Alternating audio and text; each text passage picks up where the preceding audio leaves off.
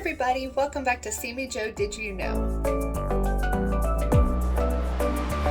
For the month of March, I thought that I would do a tribute to my favorite Google Chrome extensions. Not a lot of people know that you can actually put extensions on your Google Chrome that will help you either be more productive, track invites, or just really help throughout the day.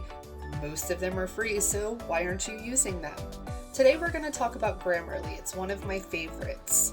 Super easy to download and it checks your grammar. Everybody already checks their spelling. Why not grammar? Let me show you how to work with your Google Chrome extensions. From your Google Chrome homepage, you're going to click on the little puzzle gray piece up here at the top.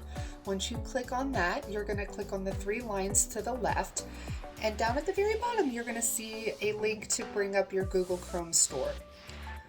From this page, all you're going to do is type in Grammarly. There are other grammar checkers on Google Chrome extensions, but I just prefer the Grammarly. I can't really speak to the others and how they work. Once you do download the Grammarly, it puts this neat little green icon wherever you tell it to check your grammar. Once you have that icon, all you do is click on it and it puts neat little lines underneath to tell you what is good and maybe what can use a little bit of improvement. Let's say that you download this, you don't use it, or maybe you just don't like it for some reason. All you're going to do is open up that little puzzle piece again, and it's going to take you to all of the Google Chrome extensions that you have. Simply click on delete and it'll get rid of it.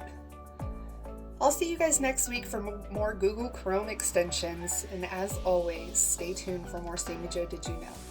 Bye everybody.